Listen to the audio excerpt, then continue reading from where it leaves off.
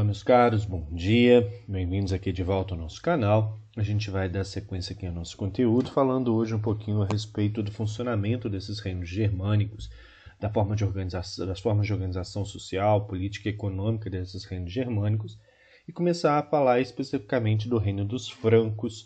Como eu disse para vocês, o reino dos francos foi aquele reino que deu origem ao Império Carolíngio, que originou toda a estrutura social, política e econômica clássica da Idade Média e estava localizado onde hoje está o território da França. Então vamos começar aqui. Como que se organizavam esses reinos germânicos, esses reinos que surgiram depois do processo de invasão ao Império Romano e queda do Império Romano? A base da organização desses reinos era o que nós chamamos de cipe, ou clã, ou a família. Não havia nesses estados, nesses reinos germânicos, a ideia de um estado, a ideia de um governo, de um país ou de um império, como a gente consegue perceber dentro de Roma. Não há estruturas políticas como o cargo de imperador, senador ou cargos políticos mais expressivos. Eles se organizavam basicamente em aldeias e aldeias que eram subdivididas de acordo com as famílias. Então não havia, eles não tinham desenvolvido ainda a estrutura de Estado, conforme a gente viu em Roma. A principal organização política que existia dentro desses reinos germânicos era uma assembleia de guerreiros, uma reunião das principais lideranças guerreiras da tribo, homens guerreiros que tinham a atividade da guerra como fundamento. Que se reuniam para decidir questões relacionadas a contato com outras aldeias, invasões de outras aldeias, a defesa do seu território. Então a gente não pode dizer, não pode atribuir a essas assembleias uma ideia de Estado. Essa ideia ela era inexistente por parte desses reinos germânicos. E muitos historiadores têm dito que a ideia de Estado ela caiu, ela ruiu junto com o Império Romano. Essa ideia de uma instituição política ou de conceitos políticos que tivessem conservado a ideia de uma organização estatal não se faz presente nesse mundo pós-queda do Império Romano. O que preserva a ideia de Estado na Europa ocidental? Porque na Europa Oriental a gente tem o Império Romano. Mas nessa Europa Ocidental, as ideias de um Estado, ou ideias de organização de um Estado, de organização de uma burocracia, de códigos de comportamento, de códigos de leis, é atribuída principalmente à Igreja Católica. Porque, como eu disse para vocês nas últimas aulas, esses reinos que foram se formando, eles foram se formando sobre uma cultura muito misturada com dos valores que esses germânicos traziam, mas valores presentes dentro daquele território já por parte do Império Romano, principalmente a presença da Igreja Católica. Então, muitos desses líderes, dessas aldeias, eles já haviam se convertido ao catolicismo. E como a gente viu também nas nossas últimas aulas, a Igreja Católica ela é criada pelo Estado romano. Então, ela é herdeira de uma ideia de organização estatal. Quando Constantino a cria, ele transmite essa ideia para a Igreja. Então, muitos historiadores afirmam que o que teria conservado uma mínima ideia de Estado, de organização estatal, de organização de reinos, de impérios, nessa parte ocidental da Europa, teria sido a própria Igreja, que tem essa organização institucional, que tem hierarquia, que tem regras. Então, seria a Igreja a responsável por conservar algumas ideias relacionadas à estrutura de um Estado dentro desse mundo medieval. Esses reinos germânicos trariam principalmente esse caráter bélico, esse caráter guerreiro, essa ideia de um homem formado para a guerra, para o conflito o tempo inteiro, que marcam as sociedades germânicas, que marca a própria organização política dessas aldeias. Dentro dessas assembleias de guerreiros, o principal valor presente era o comitatus. O comitatus nada mais é do que o juramento de fidelidade, quando um membro jura fidelidade ao grupo ou jura fidelidade a outra pessoa. E esse jurar de fidelidade, ele é um valor de honra que não poderia ser rompido. E isso acaba esse juramento de fidelidade acabava criando um parentesco fictício entre essas pessoas. Aquele indivíduo que jura fidelidade ao outro, ele se torna membro dessa família e tem de fazer de tudo para proteger esse grupo, para proteger esse agrupamento familiar. Então, esse é um valor que, para a gente entender a Idade Média, vocês não podem perder de vista.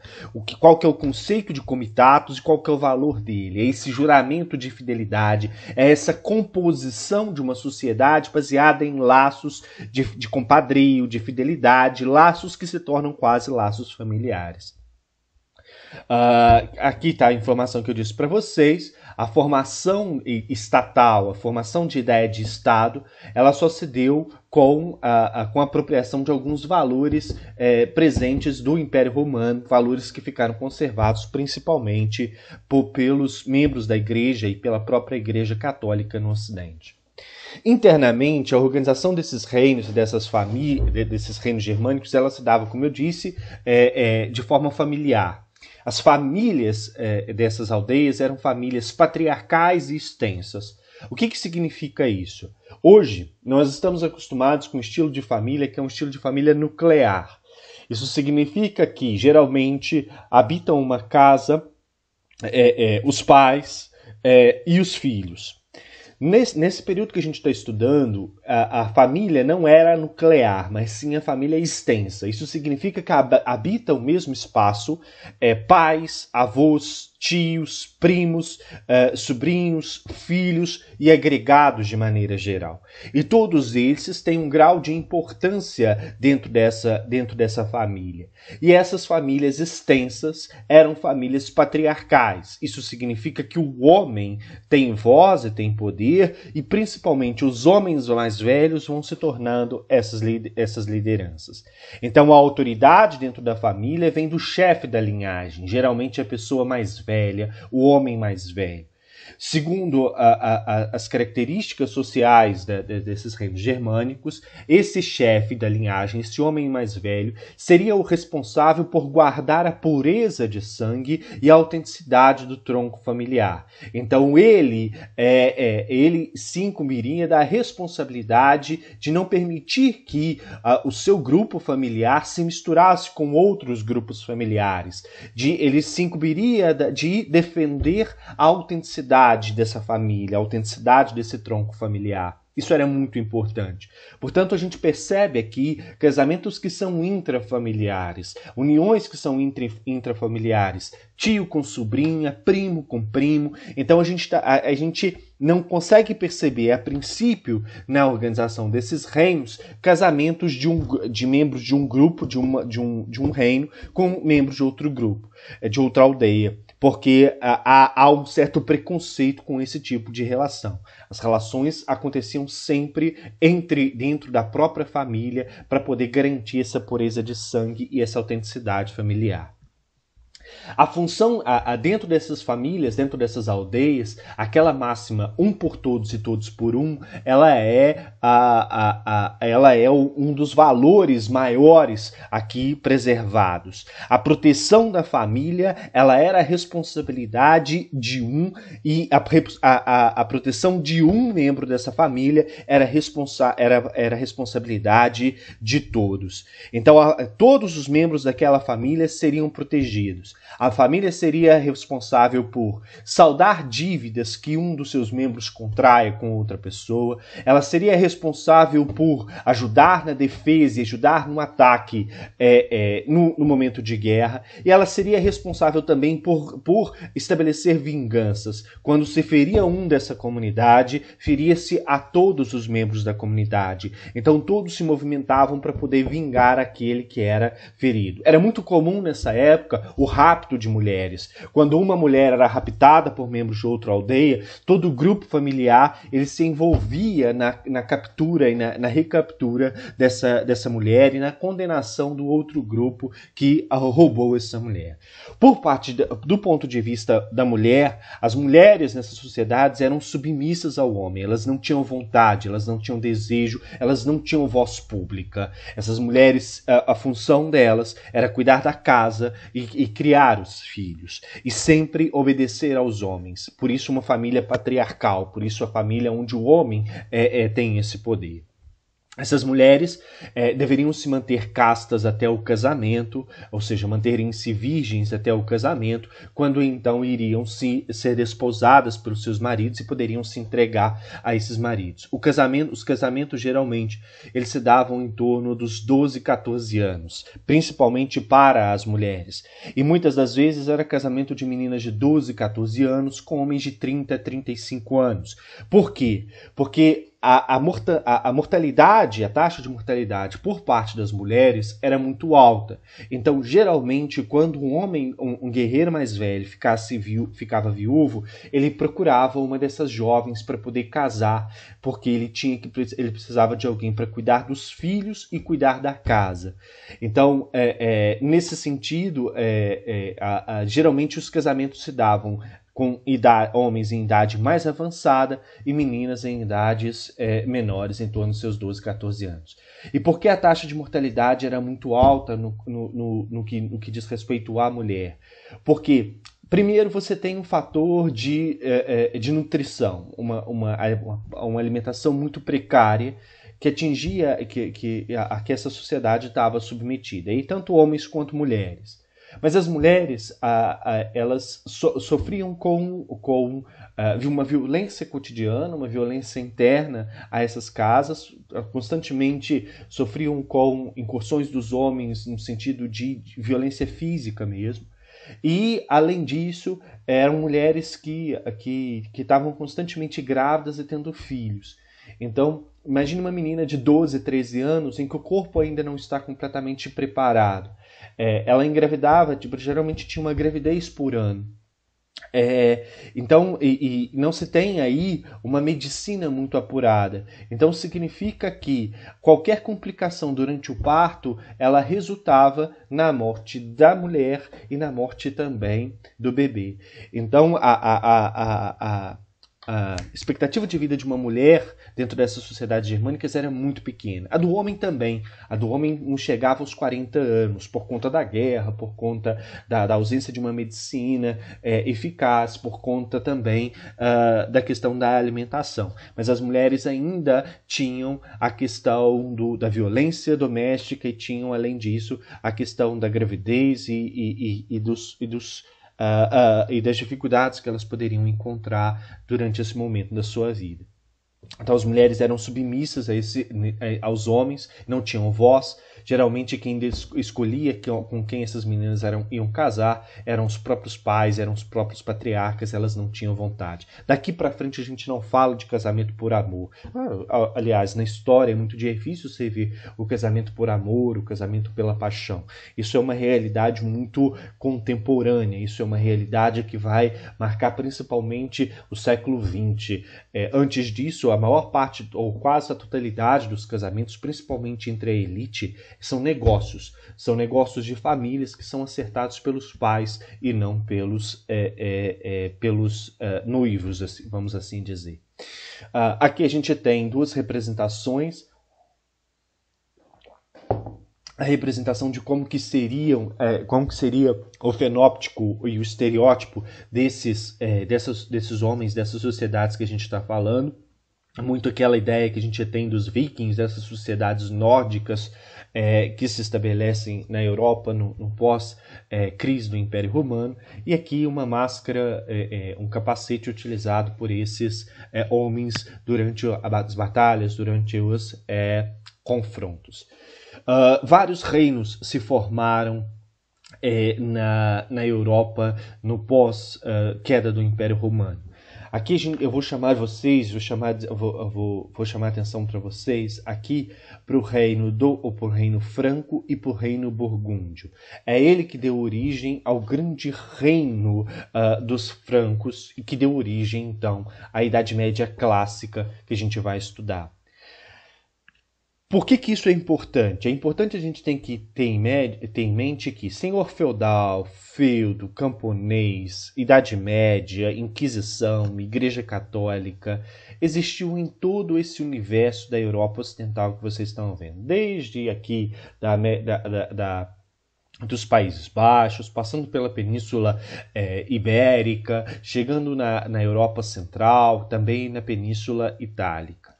Mas em cada uma dessas regiões, na Europa Nórdica, na Europa Central, na Europa Ibérica, na Europa Mediterrânea, em cada uma dessas regiões, o feudalismo ele teve suas características próprias. Em cada uma ele vai ter características que diferenciam ele de um lugar para o outro. O que a gente considera como feudalismo clássico, como aquilo que a gente vai estudar a partir de agora, é o feudalismo que marcou a história da da Europa Central, basicamente daquele território onde hoje está a França. É o que foi formado aqui pelo reino dos francos e pelo reino burgúndio. O restante, o que existe de feudalismo no restante da Europa, são apropriações peculiares, próprias dessas características da economia e da política e da sociedade que a gente vai estudar para a França. Então, o feudalismo clássico que nós vamos estudar é o feudalismo francês.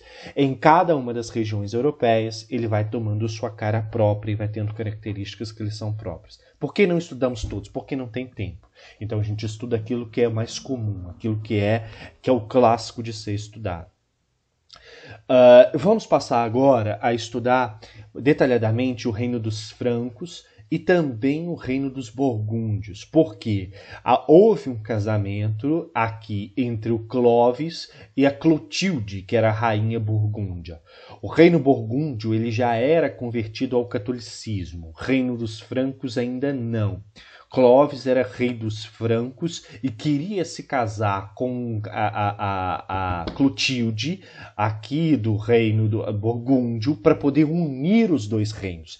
Lembra que eu falei para vocês que o casamento ele é uma estratégia política, aqui uma estratégia de união dos dois reinos. E para isso ele acabou tendo que se converter ao catolicismo e converter o seu próprio reino ao catolicismo, como a gente vai ver. Dentro do reino dos francos, a gente vai estudar duas dinastias. O que são dinastias? São famílias que estão no controle, são famílias que estão no poder. O Clovis, ele era o rei da dinastia Merovíngia. Olha que nome lindo, maravilhoso. Olha, a gente tem aqui dentro dessa região três dinastias, três famílias muito importantes. Os Merovingios, que dão origem à Casa Real do Reino dos Francos. Depois os Carolíngios, que são fundamentais para a formação de um vasto império nessa região. E depois, lá na frente, a gente tem a dinastia dos Capetingios, que eu não vou chegar a falar para vocês, que já no período da crise da Europa medieval, formação dos Estados Nacionais, então a gente não vai passar. A gente vai estudar basicamente a dinastia Merovingia e a dinastia Carolíngia. Ah, professor, precisa saber disso? Precisa, porque isso aqui é questão básica de Idade Média, é questão básica de prova. Então tem que saber o que é a dinastia Merovingia, o que é a dinastia Carolíngia e quais são os feitos da dinastia, principalmente da dinastia Carolíngia com a figura do Carlos Magno. Reino dos Francos, dinastia Merovingia. O Reino dos Francos ele configurou-se aos poucos como o mais poderoso de toda a Europa Ocidental nesse período que a gente está estudando, que é o chamado período da Alta Idade Média, o período de consolidação do feudalismo, de consolidação das características da Europa feudal. É um período em que acentuou-se principalmente o processo de ruralização da sociedade, ou seja, uma sociedade que deixou de ser urbana, como era no Império Romano, e passou a se abrigar em grandes propriedades no campo. E dentro do campo, e nessa realidade campesina, essa realidade campal, essa realidade mais rural, em que a terra passou a ser ter um valor supremo, ter uma importância muito grande, a gente começa a perceber a disputa por terras entre as famílias. As famílias começam a brigar por terras, lutar de fato, construindo as suas primeiras fortalezas. Os primeiros castelos que vão surgir nesse momento são castelos ainda construídos de madeira. Seriam estruturas habitacionais muito precárias, que ficaram para a gente poucas ruínas delas, justamente pelo caráter rudimentar dessas construções. Madeira muito fraca e fortalezas muito pequenas e precárias que eram construídas simplesmente para garantir a posse sobre uma determinada terra por uma família. E quando uma família estabelecia-se em um determinado local, ela estabelecia essa fortaleza porque poderia sofrer com o ataque de outras famílias que queriam aquele território. Então começam disputas por guerra e começam também acordos de união de terras com a união também de famílias através do casamento. Então a ruralização da sociedade, ela intensifica a disputa por terras por parte dessas famílias, principalmente das famílias mais importantes, das famílias mais empoderadas, das famílias mais nobres desse período. As famílias mais pobres, elas vão se alocar subjugando-se a outras pessoas, a outros indivíduos que são proprietários daquelas terras, como a gente vai ver. Dentro do reino dos francos, durante a dinastia merovingia, como eu disse, a gente tem que chamar a atenção para o reinado do Clovis, esse reizinho que vocês vão ver aqui. Olha. O Clovis, ele foi importante porque ele consolida o poder do reino dos francos e procura um casamento com a rainha Clotilde, a rainha burgúndia Clotilde, que já era convertida, um reino que já era convertido ao catolicismo. Então, para ele poder se casar com a Clotilde, ele também teve que se converter ao catolicismo, ao cristianismo, e se tornar, então, um rei católico. Então, aqui a gente percebe a união de duas monarquias que professam o catolicismo e que tendem a defender o catolicismo dentro do seu reino.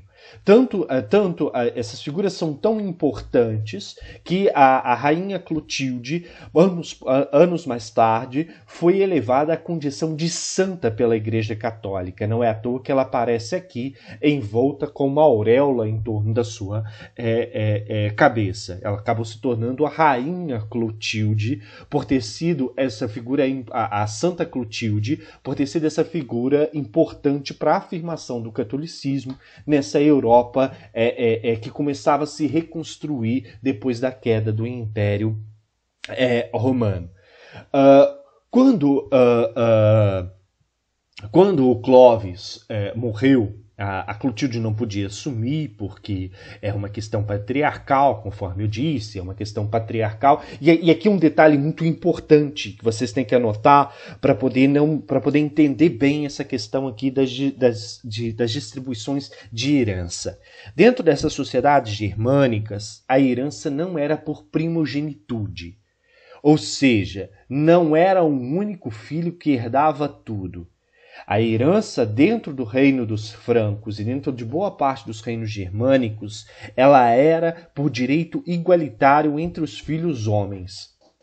Isso significa que quando o pai morria, o reino e todas as posses daquele indivíduo que morreu era dividido de forma igualitária entre todos os filhos, entre todos os herdeiros. Isso dificulta a formação de impérios e a conservação da riqueza por uma única pessoa ou por um único grupo.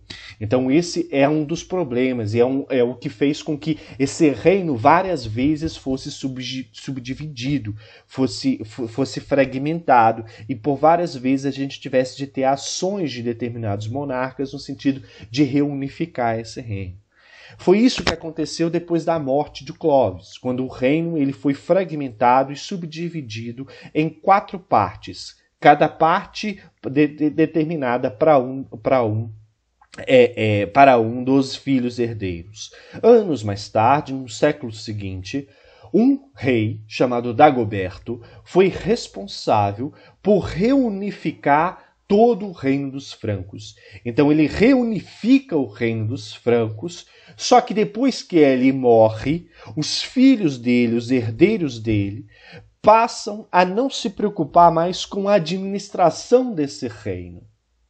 Passam a entregar essa administração para uma espécie de gerente, para uma espécie de administrador. Esses reis, que são sucessores de Dagoberto, responsável por criar uma estrutura de governo que reunificou o reino dos francos, eles se dedicavam a uma vida, na boemia. Eram reis que iam para as festas, se preocupavam com a sua aparência, se preocupavam em ficar dançando, ficar em música, ficar guerreando em festas, e não se preocupavam com a administração do reino dos francos como um todo. Repare que eu estou falando de reis, porque esse poder, quando foi reunido por Dagoberto, reunia um conselho de anciãos, porque como a herança ela é dividida em vários, você tem algumas pessoas que administram. Essas pessoas elas não se incumbiam da administração, se incumbiam de viver o reinado, de querer ser reconhecidas como reis, ser recebidas como rei, mas não levar a sério a questão da administração. Então acabaram entregando a administração do reino dos francos para gerentes, para administradores, que eram chamados de mordomos do paço ou mordomos do palácio. Esses mordomos do paço ou mordomos do palácio eram administradores que governavam o reino dos francos enquanto os reis estavam lá nas festas, nas comemorações.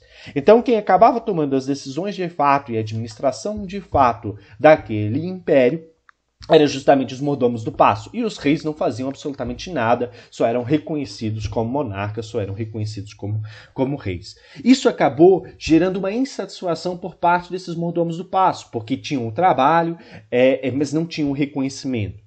Até que surge uma figura chamado de Pepino o Breve. Pepino o Breve era filho de um mordomo do paço. Pepino o Breve por quê? Porque ele era pequenininho, então por isso o nome dele, Pepino o Breve. Pepino o Breve é filho de uma dinastia de mordomos do paço que foi ganhando importância dentro do reino dos francos e foi ganhando não só importância, mas como popularidade. O primeiro de todos, o avô do Pepino Breve, o Pepino de Herstal, que era um homem muito reconhecido dentro do reino dos francos e tal, ele, ao assumir o cargo de mordomo do paço, ele tornou esse cargo hereditário, ou seja, vitalício e hereditário. Ele ia ficar no poder até a morte e quando ele morresse, quem assumiria a condição de mordomo do paço não seria outra pessoa escolhida por aqueles reis, mas seria o herdeiro do Pepino de Herstal. Enquanto Pepino de Herstal estava no governo, ele teve alguns filhos, mas de todos esses filhos só um sobreviveu, que foi a figura de Carlos Martel. E Carlos Martel ele foi ganhando importância e popularidade principalmente entre os cristãos, entre os católicos. No momento que Carlos Martel governava, por volta de 700 e pouco depois de Cristo, aqui a figura do busto de Carlos Martel, repare que ele é representado como um guerreiro, ele é representado como um mordomo por conta aqui da coroa, mas ele é representado sobretudo como guerreiro, como aquele que tem essa atividade de liderança à frente do exército. No momento em que ele estava assumindo, ganhando importância dentro do reino dos francos, ocorreu uma importante batalha. Os muçulmanos, que haviam começado o processo de expansão do Império Árabe por volta do ano de 700, haviam vindo, e aqui eu vou voltar ao mapa para que vocês tenham uma ideia. Quando o Carlos Martel, estava ali para assumir então, o islamismo vinha avançando rumo ao norte da África e chegou aqui até a dominar toda a Península Ibérica, começando um avanço sobre a Europa Central. E aí o Carlos Martel ele foi responsável por liderar o exército dos francos em uma batalha disputada aqui nessa região aqui, onde hoje é o sul da França, que é a famosa Batalha de Poitiers. Nessa batalha de Poitiers, o exército liderado por Carlos Martel conseguiu vencer os muçulmanos aqui no sul do Reino dos Francos e evitar que os muçulmanos avançassem e dominassem o Reino dos Francos. Essa vitória fez com que o Carlos Martel fosse reconhecido entre o Reino dos Francos como esse protetor e fosse reconhecido pelos membros da Igreja Católica também como uma figura importante na defesa do cristianismo, na defesa do catolicismo contra a religião islâmica que vinha avançando sobre a Europa. Então Carlos Martel acabou assumindo um protagonismo dentro desse mundo muito maior do que os próprios reis indolentes, do que os próprios monarcas que governavam naquele período. Carlos Martel teve 2 filhos, Pepino, o Breve, Pepino pequenininho, como eu disse para vocês, e Carlomano. Carlomano morreu, ele tinha sido preparado para ser o herdeiro, era o filho mais velho, mas morreu. Restou o poder, então, de mordomo do paço para Pepino o Breve. Só que Pepino o Breve armou, depois que assumiu o cargo de mordomo do paço, armou junto com o Papa para poder tirar o poder das mãos dos merovingios e ele ser coroado rei, e não simplesmente ser coroado mordomo do paço. O que o Pepino o Breve fez? Ele foi ao bispo de Roma, que era a principal autoridade do catolicismo, que era uma pessoa fundamental nessa sociedade, no Reino dos Francos, que havia na política do Reino dos Francos, que havia se convertido ao catolicismo. O Pepino Breve foi então ao bispo de Roma, que é o Papa, e fez um acordo com o bispo de Roma. O bispo de Roma o reconheceria como rei e não o verdadeiro rei, então reconheceria o mordomo do paço como rei, e em troca ele asseguraria a defesa do cristianismo e a expansão do cristianismo dentro do Reino dos Francos. E para poder fazer esse acordo, ele usou de toda a memória, de todo o capital político do pai, Carlos Martel, que havia vencido os muçulmanos na Batalha de Poitiers. Então o Papa fez o acordo com Pepino Breve e considerou Pepino Breve como rei dos francos e de todos os herdeiros de Roma, de todos os súditos romanos, de todos os herdeiros daquela cultura romana. E deu um golpe. Então Pepino Breve ele dá um golpe e toma o poder dos reis merovingios e dá origem então à dinastia que nós chamamos de dinastia carolíngia, da família carolíngia, família de Carlos Martel, a família de Pepino de Herstal, a família de Pepino Breve. Então aqui ele vai consolidar, ele vai formar o verdadeiro, um grande império que nós chamamos de Império Carolíngio, que aí sim deu origem a todas as características da cultura, da sociedade, e da política e da economia medieval que nós conhecemos. Paramos aqui então no Pepino Breve, ou Pepino III, que é rei dos francos, que assumiu esse poder na aula de hoje, tá bom? Agradeço a atenção de vocês, peço a vocês que não se descuidem da atividade avaliativa que está na pasta de avaliação, a façam. Qualquer dúvida, estou lá no Meet para poder tirar. Obrigado pela atenção e até o nosso próximo encontro.